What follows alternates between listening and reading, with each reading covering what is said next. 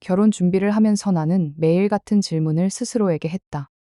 이 사람이 정말 내가 알던 그 사람일까? 약혼 반지를 받은 날. 키어. 나는 이미 답을 알고 있었는지도 모른다. 요우리는 연애를 오래 했다. 특별할 것 없는 평범한 커플이었다. 주말엔 밥을 먹고 이카 영화를 보고 쿠밀의 이야기를 조금씩 꺼냈다. 그때까지만 해도 나는 이 사람이 평생 함께 갈 사람이라고 믿었다. 결혼 이야기가 나오기 전까지는 상견례 날짜를 잡고 키오의 식장을 알아보고 키오 드레스 사진을 저장하기 시작하면서 조금씩 균열이 보이기 시작했다. 아주 사소한 말투 이 작은 표정 이 지나가는 한마디. 처음엔 내가 예민한 줄 알았다. 예를 들어 집 이야기가 나올 때면 그의 말은 늘 계산적이었다. 내가 더 벌잖아. 현실적으로 생각해야지. 태사랑 이야기 속에 자꾸 숫자가 끼어들었다. 채나는 웃으며 넘겼다. 결혼하면 다들 이런가 보다. 키 스스로를 설득했다. 하지만 마음 한쪽이 계속 불편했다. 어느 날은 가구 보러 가는 길에 사소한 의견 차이로 차 안이 조용해졌다. 쾌근은 한숨을 쉬며 말했다. 결혼하면 이런 건 네가 맞춰야지.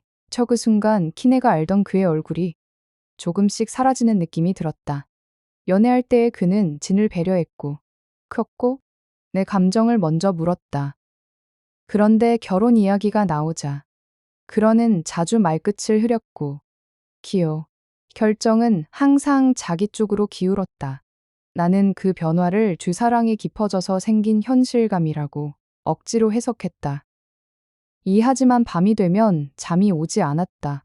내가 결혼하려는 사람이 정말 이 사람인지 일 아니면 이제야 보는 진짜 모습인지. 머릿속에서 계속 같은 질문이 맴돌았다. 그때 나는 몰랐다. 이 불안이 그날의 파혼으로 시모나를 데려갈 줄은. 결혼 준비라는 말은 생각보다 무거웠다. 청첩장 한 장. 히커. 식대 한 줄. 기거. 그 모든 선택 앞에서 그는 점점 다른 사람이 되었다. 나보다 돈을 먼저 계산했고 키로 사람들 시선을 더 신경 썼다. 케나의 표정보다 부모의 말을 더 중요하게 여겼다. 특히 집 문제를 이야기하던 날 이커나는 확실히 느꼈다. 이 결혼은 우리 둘의 일이 아니라는 걸. 그는 말했다. 결혼은 현실이야. 그 말은 맞았다. 하지만 그 현실 속에 나는 없었다. 나는 조심스럽게 물었다. 내 생각은 중요하지 않아? 그는 잠시 침묵하다가 짜증 섞인 목소리로 이렇게 말했다. 왜 그렇게 감정적으로 굴어? 그날 이후 나는 그의 말을 다시 듣기 시작했다. 사사랑처럼 들렸던 말들이 통제처럼 들렸고 기로배려 같던 행동들이 조건처럼 느껴졌다. 결혼을 준비할수록 나는 혼자가 되어갔다. 친구에게도 말하지 못한 채 혼자 계산했다. 이 결혼을 하면 내가 잃게 될 것들. 그리고 이미 잃어버린 나 자신을. 그럼에도 도나는 도망치지 않았다. 확인하고 싶었다. 내가 느끼는 이 불안이 기분 탓인지, 퀴어, 아니면 경고인지. 그래서 마지막으로 주그에게 물을 준비를 했다. 조그 질문이 모든 걸 끝내게 될 줄도 모른 채. 그때의 나는 아직 파혼이라는 단어를 입에 올리지도 못했다. 하지만 시간은 이미 그쪽으로 흐르고 있었다. 나는 그 사실을 애써 외면하고 있었을 뿐이다. 그날이 가까워지고 있다는 것도 아무도 해말해주지 않았지만 나는 느끼고 있었다. 이미 늦어가고 있다는 걸. 그때는 몰랐다. 모든 게 시작이라는 걸. 아이러니하게도 그날 이후로. 그날은 상견례를 마치고 돌아온 밤이었다. 집에 도착하자마자 나는 신발도 벗지 못한 채 소파에 앉아 있었다. 몸보다 마음이 먼저 지쳐 있었다. 그는 아무 일 없다는 듯 부모님 이야기를 꺼냈다. 어머니가 뭐라고 하셨는지, 킬아버지가 어떤 표정을 지으셨는지. 나는 고개만 끄덕였다. 그 순간 내 감정은 대화에 포함되지 않았다. 잠시 후 후그가 말했다. 집 문제는 우리 부모님 말씀대로 가자. 카이나는 놀라서 물었다. 아까는 같이 결정하자고 했잖아. 그는 웃으며 답했다. 그건 그냥 하는 말이지. 그 웃음이 이상하게 차갑게 느껴졌다. 농담처럼 말했지만 그 안에는 이미 결론이 정해져 있었다. 나는 그제야 깨달았다. 내 의견은 처음부터 참고용이었다는 걸. 우리는 자주 다툴다. 아니, 키 정확히 말하면 나는 말했고, 키 크는 정리했다. 내 감정은 길었고, 키 크그의 결론은 늘 짧았다. 결혼하면 다 그렇게 살아. 그 말이 나를 점점 작게 만들었다. 채마치 내가 유난스러운 사람인 것처럼, 채마치 문제는 늘 나인 것처럼 나는 나를 의심하기 시작했다. 내가 예민한 걸까? 내가 미성숙한 걸까? 밤마다 휴대폰을 내려놓고 천장을 보며 같은 질문을 반복했다. 그러다 결혼 계약서 같은 대화를 하던 날 이 결정적인 장면이 있었다. 재산 분배, 이명예, 이 대출 이야기. 그는 서류를 보며 말했다. 이건 상식이야. 그 순간 나는 울고 싶었지만 울지 않았다. 눈물이 나오면 내 말이 약해질 것 같았다. 그래서 조용히 말했다. 나는 사람이랑 결혼하고 싶은데. 그래는 잠시 멈췄다가 이렇게 말했다. 현실을 모르면 결혼 못해. 그 말은 나를 가르치려는 말처럼 들렸다. 사사랑이 아니라 평가처럼. 집으로 돌아오는 길에 나는 처음으로 파혼이라는 단어를 검색했다. 아직 결정하지 않았지만 키러 마음은 힘이 그쪽을 보고 있었다. 그래도 나는 한 번 더 확인하고 싶었다. 혹시 내가 오해한 건 아닐지. 그래서 마지막 대화를 약속했다. 그날을 위해 나는 질문을 적었다. 사랑에 대한 질문, 키 존중에 대한 질문, 그리고 내가 이 결혼 안에서 어떤 사람이 될지에 대한 질문, 한 답을 기대하지는 않았다. 참다만 그의 얼굴을 똑바로 보고 내 마음이 틀리지 않았다는 것만 확인하고 싶었다. 그날 밤 키나는 거의 잠들지 못했다. 결혼식 날짜는 다가오고 키 마음은 멀어지고 이상하게도 무서움보다 차분함이 더 컸다. 이미 결정은 조금씩 굳어가고 있었다.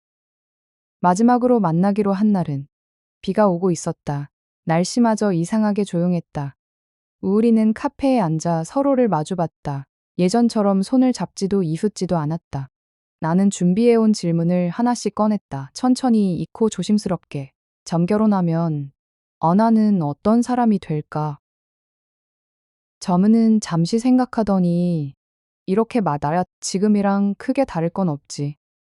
그 대답이 왜인지 모르게 가슴을 쳤다. 지금의 나는 이미 많이 무너져 있었기 때문이다. 나는 다시 물었다. 내가 힘들다고 말하면 당신은 어떻게 할 거야? 그는 컵을 내려놓으며 말했다. 그건 네가 조절해야지. 아무렇지 않게 마치. 당연한 이야기처럼 그 순간 머릿속이 맑아졌다. 슬프지도 화나지도 않았다. 그냥 악이 이 사람이구나 싶었다. 한나는 그제야 그의 두 얼굴을 확실히 보았다. 연애할 때의 얼굴은 다정했지만 기결혼을 앞둔 얼굴은 나나를 혼자 두는 사람이었다. 나는 울지 않았다. 조 대신 숨을 고르고 콧마치 말했다. 나는 이 결혼을 할 수 없을 것 같아. 척은 놀란 표정으로 최나를 봤다. 이제 와서? 타다 준비했잖아. 그의 말 속에는 나보다 시간과 돈이 더 많았다. 나나는 조용히 고개를 저었다. 지금이 아니면 평생 후회할 것 같아. 그 말은 내 자신에게 하는 말이기도 했다. 카페 안은 여전히 조용했고 키로비는 계속 내렸다. 그는 한참 동안 한 말이 없었다. 그리고 마지막으로 말했다. 너무 감정적이야. 그 말을 듣는 순간 키노나는 이별보다 더 큰 안도감을 느꼈다. 이제는 의심하지 않아도 되니까. 내가 틀리지 않았다는 걸 확신했으니까. 그날 이효리는 파혼했다. 드라마처럼 스케책일 스케이크를 싸우지도 않았다. 서로 지친 얼굴로 각자의 자리를 정리했다. 집으로 돌아오는 길에 나는 울었다. 슬펐어가 아니라 길어 참아왔던 나를 놓아줘서 결혼은 사랑의 완성이 아니라 선택의 결과라는 걸 그때 처음 알았다. 그리고 선택하지 않는 용기도 필요하다는 걸. 그날 이후 나는 조금씩 나를 되찾고 있다. 아직 완전히 괜찮아진 건 아니지만 길어 적어도 이날을 잃지는 않았다.